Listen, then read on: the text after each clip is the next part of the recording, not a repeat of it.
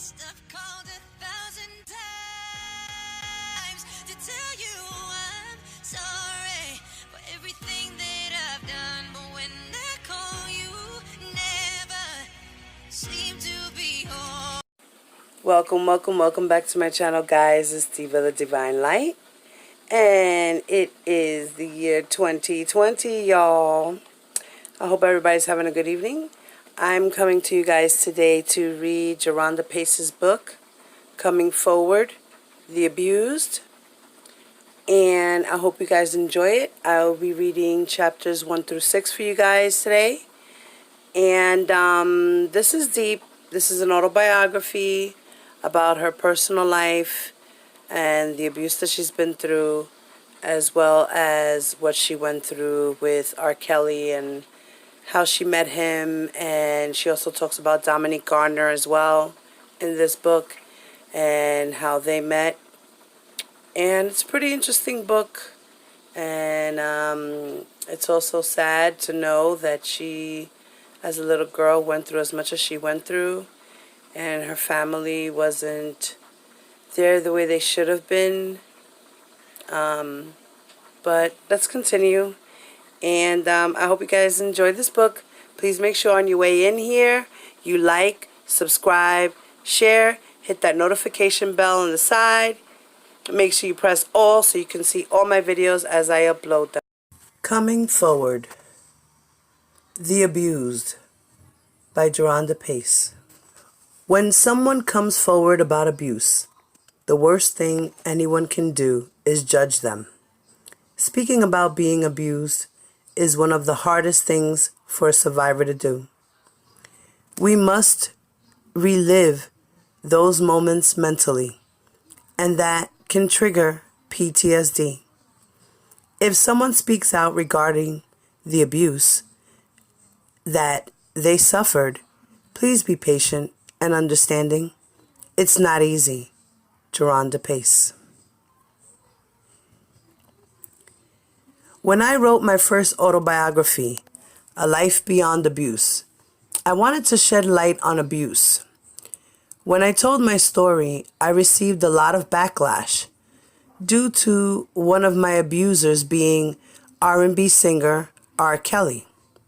However, that did not stop me from speaking my truth. I gained a ton of supporters. For that, I am grateful. They've helped me in ways that they don't even know. Because of them, I know that I'm on the right path. It hasn't been a comfortable journey, but it's worth it. Thank you to those who have helped me on this journey. I hope everyone heals and finds peace.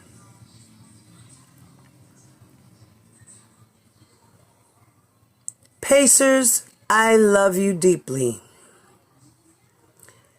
In the beginning, I was born in Chicago, one of the most beautiful cities that I've ever experienced. Chicago has everything from good eats to the latest fashion. Not so lucky for my family and me. We were from the poor side of Chicago. Some people called it the hood. Others called it the ghetto. All in all, it was a dangerous area. Henry Horner projects were no joke. Everything happened there. And CPD didn't care to help patrol the neighborhood. Shootings in daylight, robberies, drug deals, etc. There were great times there as well. I arrived at Earthside on April 19, 1993. I guess she meant to say Eastside on April 19th, 1993. By the time I came along, my mom had already had 3 other children. TT was the oldest of us all. Then there was my brother Snoop and Ballhead. They were 11 months apart. I was lucky number 4. Unfortunately, my brother Baldhead passed away when he was 3 years old from nephrotic syndrome. My brother's death was natural for my mom, but she pushed through it. Living in the projects made things a bit easier following his death. We had so much family in those buildings. I'm talking about generations of my family lived there. So when my brother passed away, we received a lot of support. I believe that played a significant part in my mom coping with my brother's death. As a child, I didn't think that the project's life was terrible. I thought it was the best thing that anyone could want. The summers were fun. We had cookouts all the time. All the kids were friends. Most of us were family. The social gatherings were what most of us kids looked forward to. That and church. Like many of the families living in the projects, we were on government assistance, Section 8, food stamps, and WIC. We had it all, even though some of my fondest memories took place there. Some of my worst memories also happened there. It was no secret that we lived in poverty. However, we made the best of it. There were drug dealers in every building, causing territorial issues that were gang-related. Anything terrible, like the worst of the worst, happened in the projects. My family had a history of drug problems on both sides, selling drugs and using them. To this day, it is still present within my family. It's an issue that people refuse to address. One of my worst memories as a child is the sexual abuse that I experienced at the hands of my mother's cousin John. Spring of 1997. I'll never forget it. One evening, my mom decided that she did not feel like cooking and thought that restaurant food would be faster. My mom, my older brother, and other sister headed out to the restaurant while I stayed back with John. 4-year-old me would have slowed my pregnant mother down. It wasn't out of the ordinary for me to stay inside, especially when they were going to be walking after sundown. After they left out, I sat on the floor in front of the floor model TV watching Beavis and Butthead. I knew they wouldn't be gone long. The restaurant was close to our second floor apartment. You could look out the window in our living room and see the restaurant. It was just that close. John came from the bedroom and into the living room. He stood in front of me and turned the TV off and said, "Come back here so I can watch you." I followed him to the bedroom. His girlfriend was laying in the bed when we walked in. John climbed onto the bed, moved over to the middle of the bed. Then he told me to follow. I climbed onto the bed as he instructed. Once I was in bed, he put the blanket over us and cuddled me in a spooning position. He lifted my Barbie nightgown and put his hands in my panties and fondled me. He inserted his finger in my vagina as I cried and attempted to close my eyes and legs and wiggle from under his grip. I said, "That hurt." But that didn't stop him from continuing. His girlfriend got out of the bed and left the room as if she knew what was going on. I just knew she was going to come back and save me. She never returned. When he decided to stop, he got out of the bed and left the room. I laid there in silence, scared to move. A few minutes later, he came back for me. I wasn't sure what to expect. He took me in the bathroom, grabbed the washcloth, wet it with warm water, then wiped my vagina off. After he cleaned me up, he put Vaseline on my vagina and butt. Right when my mother, brother, and sister walked in, he was pulling my gown down. He rushed me out of the bathroom and lied to my mother by saying that I had peed on myself, so he cleaned me up. My sister and I sat on the floor of the living room in front of the floor model TV eating our food. I told her what John had done to me. She listened to me and hugged me. When I finished telling her about what I had just experienced during their restaurant run, I felt like my sister was going to protect me. I knew she was going to get things fixed up immediately. However, nothing happened. I told my mom about what happened, and she didn't believe me. She told me, "John didn't do that to you." Nobody believed me. There was no punishment for John. My sister and my mother did not protect me. Though my sister was only 10 years old, I expected her to be my superhero. She was older. I knew people would listen to her. I cried myself to sleep that night. After that happened to me, I began spending more time at my grandma's house. That was my safe zone. I later learned that I wasn't the only one in the family that John touched. John was notorious for sexually abusing young girls. Instead of calling the police when he abused a child, he just gets put out. Whoever he lives with next is warned about what happened and is advised to keep him away from young girls. That's something that bothered me for so many years. I've tried to talk to my mother about it as a child and as an adult. She refuses to speak about it. She won't comment on it or say anything about the sexual abuse that I experienced as a child.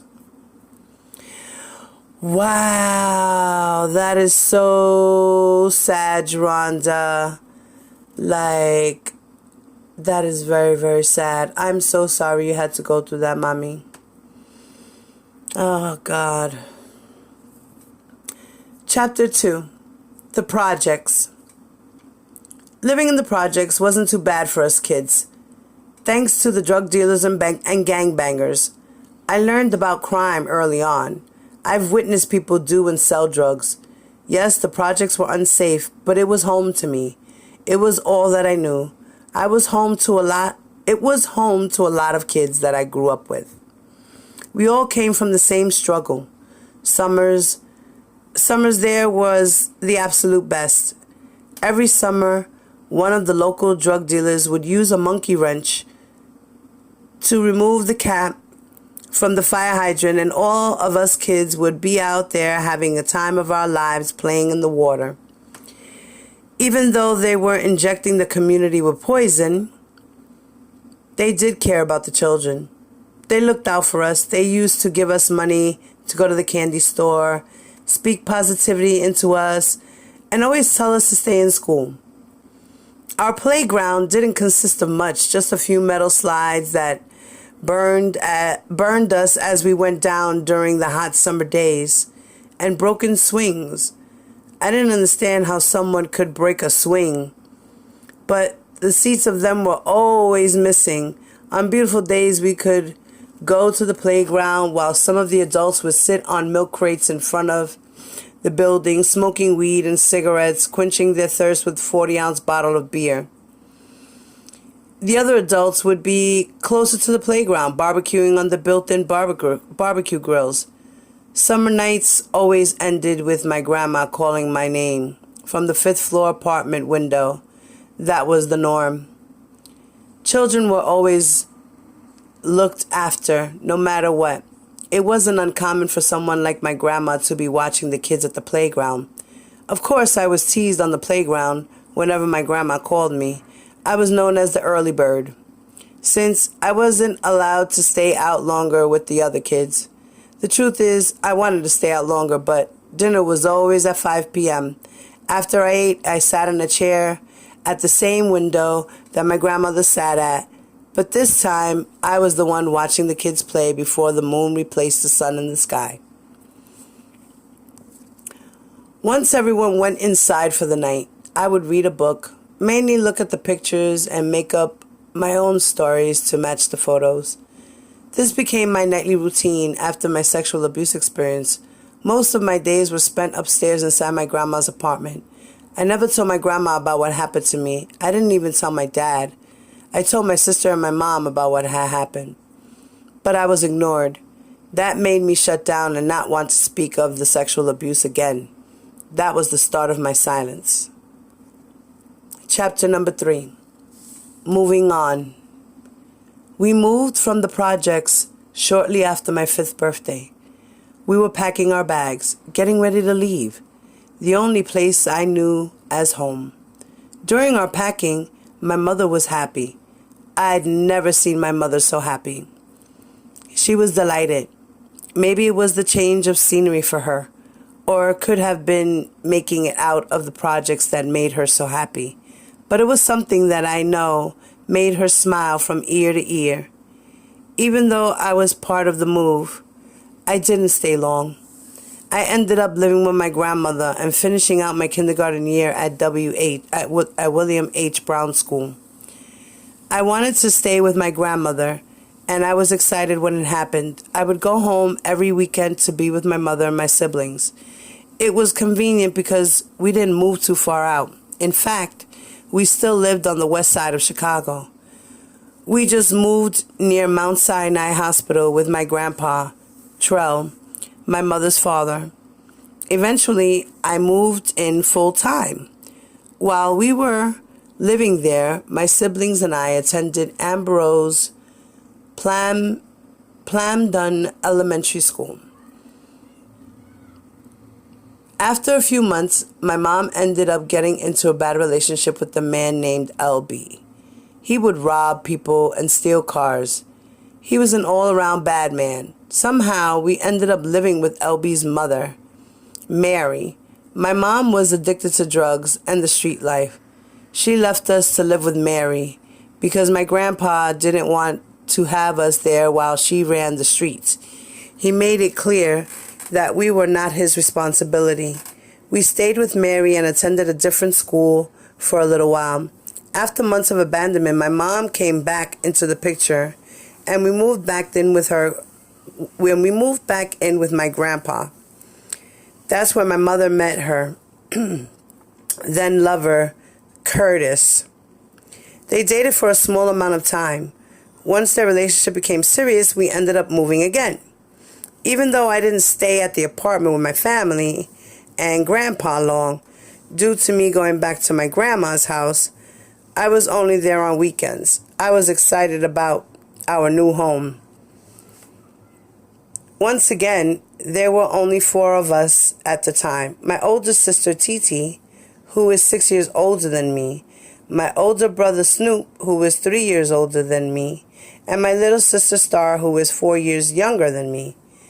When we moved to our apartment on Springfield, I was 6 years old. My kindergarten graduation was far behind me, and I was back with my mother and siblings full time. Life was great for me. I was happy about everything that was happening. We hadn't been living there for 2 weeks before I made new friends. It was so different there. It was like a whole new world. There were no projects. All the houses were nice, historic brick homes. Around the corner were brownstones. The people were nice. The neighbors were like family. Everything was perfect. My brother and I used to hang out a lot. I was the annoying little sister who wanted to be tough and hang out with the boys. Therefore, I was always tagging along. Whenever you saw my brother, I wasn't too far behind. One day we were walking to the candy store, Lady House, to get flaming hot with cheese and meat on it, pickles with peppermints and Kool-Aid, and ice cups, which is frozen Kool-Aid in a styrofoam cup. On our way back from the store, we met our soon-to-be friends. They were brother and sister, just like us. We were the same age, but my brother was 2 years younger than her brother. We all started hanging out regularly, especially during the summer months. We all grew closer over time. One day, my brother and I asked my mom if it was okay for us to spend the night at our friend's house. My mom was like, okay, with us staying over. Our moms had met, and we were with each other daily. We even did our homework together on school days before dinner. Our apartments were pretty close. We lived around the corner from one another. On top of that, my mom's old friend was their neighbor, so that made my mother's decision a lot easier. She was comfortable allowing us to stay over, and we were comfortable staying over. The night of us sleeping over, over was supposed to be a good one, but turned into something different. My brother and I were at our friend's house getting ready for bed. My friend and I were in the room talking about downtown. They had never been to downtown Chicago. I remember just describing it was a place full of big buildings and telling her about how we go downtown every year during the Christmas season to take pictures with Santa. Our brothers were in the living room playing a game of Nintendo 64. Bedtime came around and my brother decided that he was no longer spending the night. He ended up leaving. I stayed there. I wanted to continue with the sleepover. My brother was a true homebody. So I wasn't surprised by his decision. My friend and I laid down in her bed. She gave me my blanket and we slept head to foot in her bed. Her brother came into the room and got into the other bed. They shared a room. We had been sleeping for only an hour or so when her brother suddenly got into the bed with us, awakening me. He laid behind me and started rubbing on my thigh. I pushed him and told him not to touch me. He told me to shut up and continued to force himself on me. This was all too familiar to me. I knew this was a battle that I would lose, so I didn't fight. I just started crying and hoped that it would be over soon. He put his hands over my mouth and he used his other hand to pull my pajama pants down. He licked his hand and touched himself. Before I knew it, he was penetrating my anus with his penis, and all I could do was cry as he tightened his grip on my mouth, causing me to bite my tongue. I just wanted everything to be over at that point. I thought it would never end until finally he stopped. He pulled himself together and got back in his bed. My friend never woke up. She slept through everything. I didn't go back to sleep afterward. I stayed up silently crying. The next day, her mother made breakfast, sausage, eggs, and toast. We sat at the table together, my friend, her brother, and their mother. I didn't eat my food, I said. I wasn't hungry, but I did drink the Kool-Aid. Their mother sat down long enough to eat her toast, and then she went to shower. Once she left the table, my friend's brother smiled at me, then went into the living room. I put my head down and looked away. He got up from the table, and we went to play his game. My friend looked at me, then asked me, "Did he touch you?" I didn't answer her question. My eyes started to water. Then she stated, "I know he did. He always do that." She didn't seem shocked. She seemed more annoyed than anything, as if this was the norm. And she was tired of him doing it to everybody. I got up and told her, "He touched me. I'm leaving."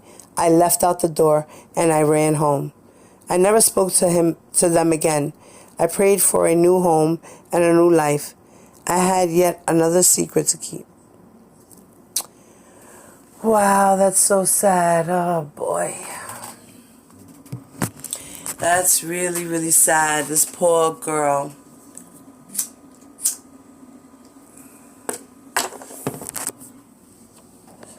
Poor girl. Next chapter. Moving again. Wow, bendito, she moved a lot. The time had come for us to move from our apartment on Springfield to residence on Lockwood. The only thing new with this move was my mom had another baby, Crystal. This was by far the most exciting move for me. I knew we would be moving into the building next to my Auntie Monica's building, and I was so happy about that. My aunt's daughter, Lula, and I were favorite cousins. We were not blood cousins, but our moms were best friends, and called each other sisters. Therefore, we were raised knowing one another as cousins. I didn't make many friends during our brief stay at this apartment.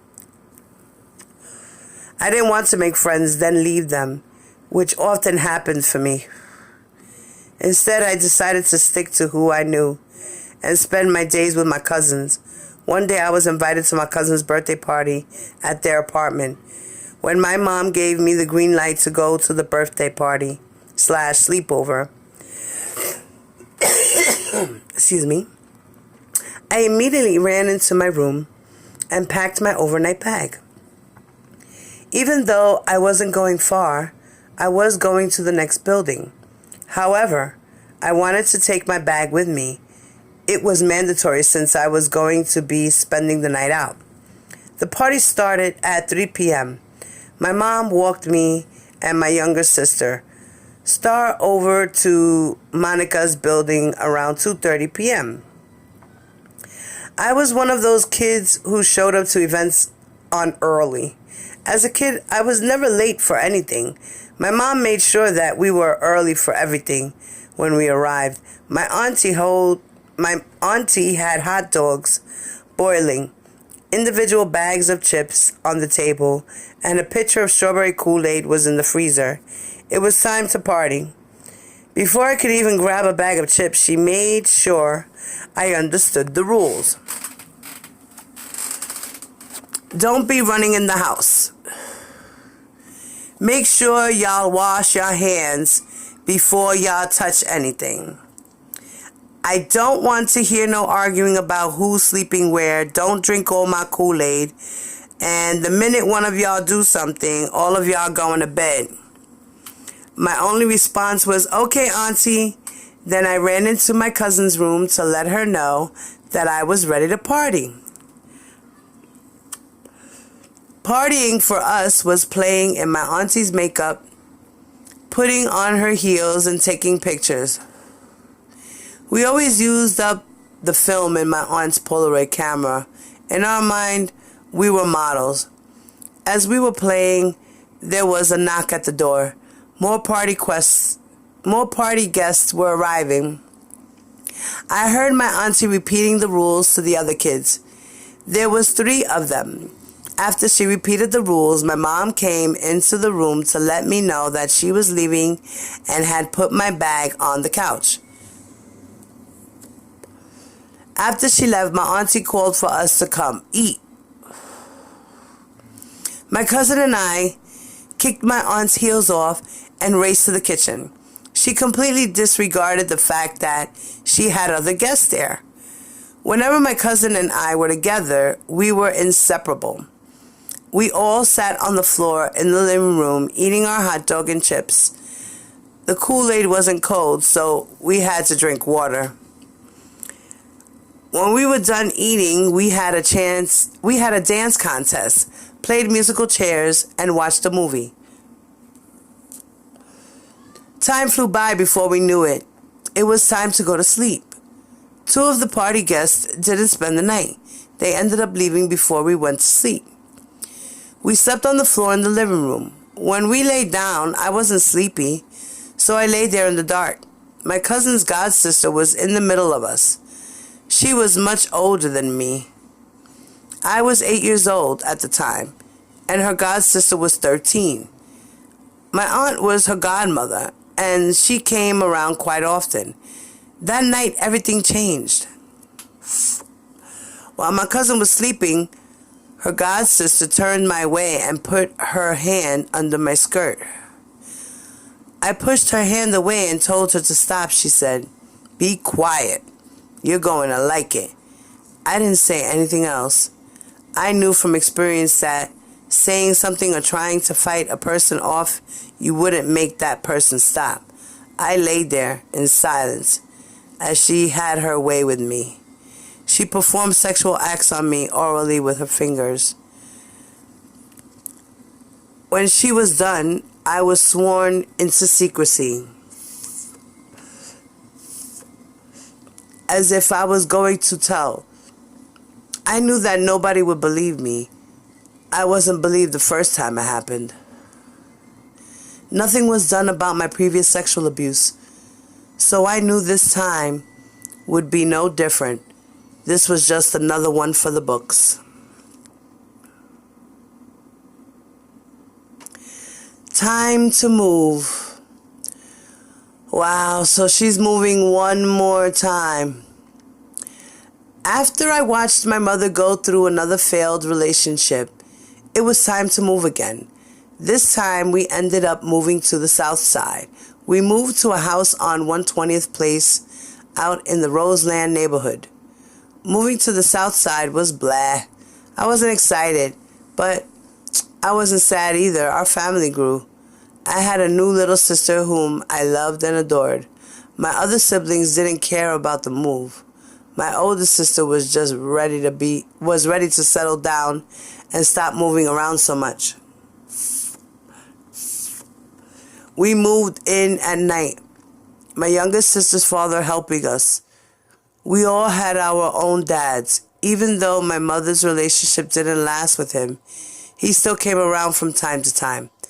The reason for our nighttime moves was that my mother never wanted anyone to see what we're bringing into the house after settling in. We all went to sleep. The next day, there was a knock on the door, which my older sister answered. 3 girls were standing there that asked, "Is there anybody here that played double dutch?" My sister called me to the living room and asked me, "Do you want to jump rope with them?" I didn't have anything going on at the time, so I said, "Yeah." My sister sat on the porch and watched us jump rope. We all talked about where we're from and what we wanted to be when we grew up. They gave me insight on the neighborhood and told me which school they went to, even telling me which house on the block had kids around our ages that I could play with since we were all the same age. They were nice girls, and eventually we all became good friends. We hung out regularly. We lived on the south side for a few years. My brother and I went to Sanjay Elementary School. That school was terrible. Not long after we started going to that school, there was a massive brawl between Shanghai Elementary School and Curtis Elementary School that left many people injured early in 2003, around late February or early March. My mother and brother came home with R. Kelly's Chocolate Factory CD. My sister, who was an R. Kelly fan, played that CD every day, no exaggeration.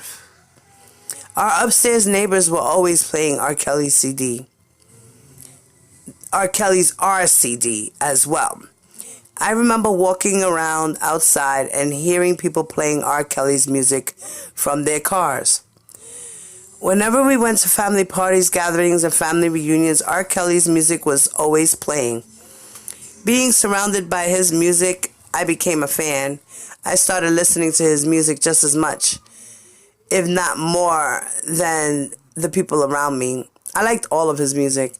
As my mother's relationships diminished, I found myself escaping to R. Kelly's music more. Whenever I was having a bad day, I would listen to his music. It always seemed to change my mood for the better. Music and writing became my life. I found myself writing poetry. My topics being music and life. I kept the journal near and always wrote in it. Things had slightly begun to look up, though still I was careful not to become too comfortable, because ultimately the next year we moved again. Wow. This poor little girl did a lot of moving. She did a lot of moving. That alone, when the kids are not stable like that at home alone, that's a strain on them too. You know, you make new friends, you lose friends, you make new friends, you lose friends, you make new friends, you lose friends. Like, Oh, wow, that's heartbreaking too. It's hard. And, I feel bad. Her mother was who her mother was. She was, abusing drugs and being in the streets and trying to find love herself. She was trying to find that right one. You could see, she bounced from man to man the way she bounced from house to house. And, yeah, I think that's terrible. Oh, wow. Hello from the other side. I must have called 1,000 times to tell you I'm sorry for everything that